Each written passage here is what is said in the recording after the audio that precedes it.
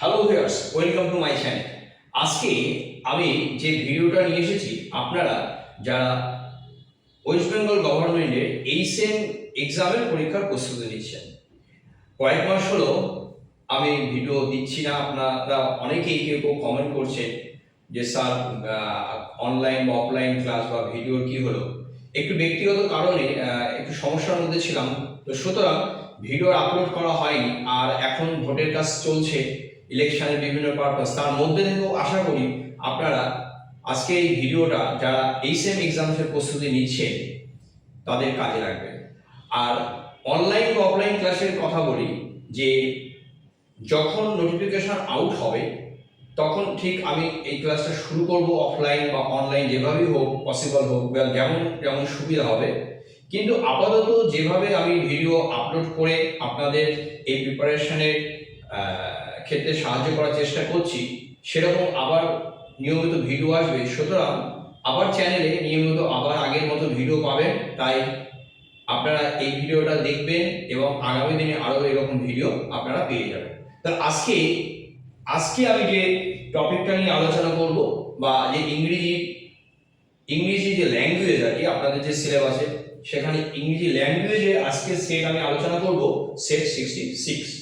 তাহলে চলুন সময় নষ্ট না করে আজকের এই ভিডিওতে আমরা দেখে নিই কি কি প্রশ্ন আছে। প্রথমেই দেখুন কোশ্চেন নম্বর 1, এক নম্বর প্রশ্ন কি আছে দেখুন, everybody wishes to be happy. এখানে ডিরেকশন লেখা আছে নেগেটিভ, এবং এখানে চারটে অপশন আছে, আমরা দেখে নেব। Everyone doesn't wish to be happy, none wishes to be unhappy, C option আছে there is none but wishes to be happy, আর অপশন ডি লেখা আছে দেখুন বোথ বি এন্ড সি। তাহলে প্রশ্নটা বা লাইনটা ছিল everybody wishes to be happy, এবং নেগেটিভ সেন্টেন্সে কিন্তু আমাদের ট্রান্সফর্ম করতে হবে। তাহলে উত্তর সঠিক হবে অপশন ডি, যেখানে লেখা আছে দেখুন both B and C, none wishes to be unhappy, অথবা there is none but wishes to be happy. তাই অপশন ডি, যেহেতু বোথ বি এন্ড সি আছে, আমাদের জন্য সঠিক অপশন ডি। নেক্সট কোশ্চেন দেখুন আছে দি এক্সপ্রেশন, কি লেখা আছে দেখুন নোজ গে। এই কথাটা, এই যে নোজ গে রিলেটস টু, এই কথাটির অর্থ কি বা কোন ক্ষেত্রে ব্যবহার করা হয় আমরা দেখে নিই। অপশনগুলো কি আছে দেখুন। Option A, a kind of ornament worn on the nose, মানে এক ধরনের গহনা যা নাকে পরা হয়। অপশন বি লেখা আছে দেখুন অ্যান অ্যারেঞ্জমেন্ট অফ ফ্লাওয়ার্স, মানে ফুলের একটা সারি বা সজ্জিত কোনো অংশ, এরকম কিছু। Option C, a kind of disease, এক ধরনের রোগ। আর অপশন ডি লেখা আছে a gay with a short nose. তাহলে এখানে যে চারটি অপশন আছে তার মধ্যে সঠিক কোনটা হবে, যেখানে আমাদের প্রশ্ন আছে নোজ গে এই এক্সপ্রেশনটির অর্থ। তাহলে আমাদের এই যে চারটি অপশন আছে তার মধ্যে সঠিক হবে অপশন বি, যেখানে দেখুন লেখা আছে অ্যান অ্যারেঞ্জমেন্ট অফ ফ্লাওয়ার্স। তাই আমরা অপশন বি বেছে নেব। এবার চলুন পরের প্রশ্নগুলো দেখি।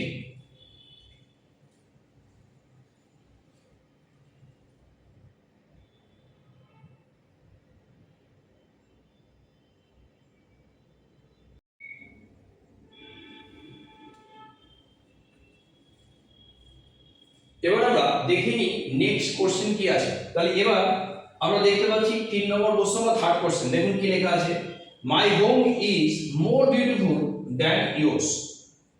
আছে ডিরেকশন কি আছে, পজিটিভ ডিগ্রিতে আমাদের ট্রান্সফার করতে হবে। অপশন এ, প্রথম অপশন কি আছে দেখুন my home is not as beautiful as yours. Second option কি আছে দেখুন your home is not so beautiful as mine.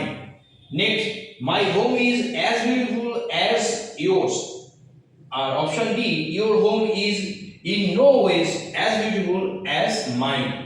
তাহলে এখানে আমাদের যে প্রশ্নটি আছে my home is more beautiful than yours, এটা কম্পারেটিভ ডিগ্রিতে আছে। আমাদের আনসার বা অপশন আমাদের বেছে নিতে হবে পজিটিভ ডিগ্রিতে। তাহলে সঠিক অপশন, এখানে যে চারটে অপশন আছে তার মধ্যে সঠিক অপশন হবে অপশন বি, যেখানে দেখুন লেখা আছে your home is not so beautiful as mine।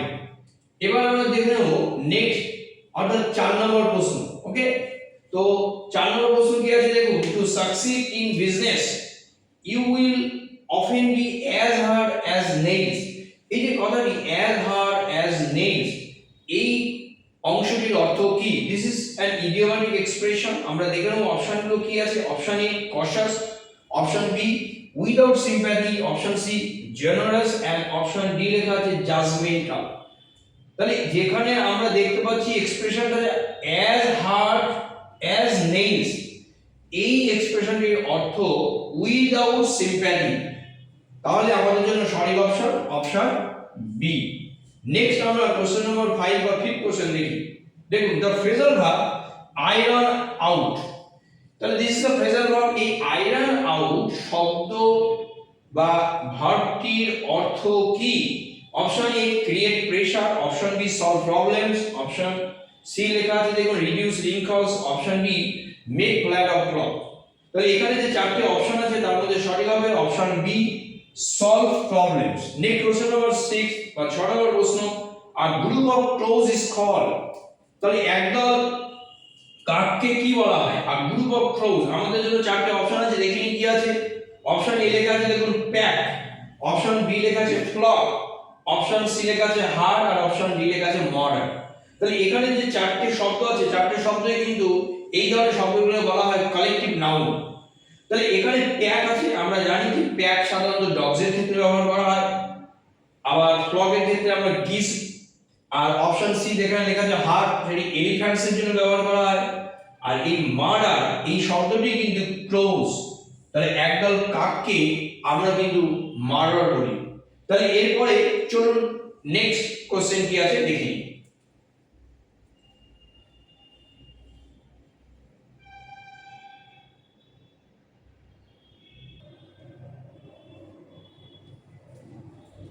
এবার আমরা দেখে নেব যে নেক্সট কোশ্চেন কি আছে। দেখুন এবার কোশ্চেন 7 বা 7 নম্বর প্রশ্ন কি লেখা আছে দেখুন।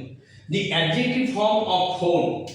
এই ফোন শব্দটার অ্যাডজেক্টিভ ফর্ম কি? অপশন এ লেখা আছে দেখুন ফোনি, অপশন বি লেখা আছে ফোনি, সেম বা ডিফারেন্ট, একটা স্পেলিং একটু ভুল মানে ডিফারেন্ট আছে, আগেটাই ই নেই এখানে ই আছে, তো সেম উচ্চারণ ফোনি ফোনি। অপশন সি আছে মোবাইল এন্ড অপশন ডি লেখা আছে না। তাহলে এই ফোন শব্দটা আমাদের অ্যাডজেক্টিভ কি? খুব কমন, আমাদের এভরিডে ইউজ। তাহলে এই ফোন শব্দটার যে চারটি অপশন আছে সেখানে অপশন এ ফোনি, আবার অপশন বি তে সেখানেও ফোনি লেখা আছে বাট স্পেলিং একটু স্লাইট ডিফারেন্স আছে।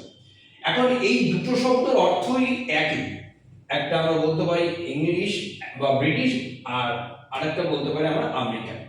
এখন দুটো শব্দই মিনিং হলো ফেক বা নট রিয়েল। এখানে মোবাইল আছে, দেখুন মোবাইল শব্দটা এই ফোনের ক্ষেত্রে এটা একটা নাউন, কাজে এটা অ্যাডজেক্টিভ হচ্ছে না।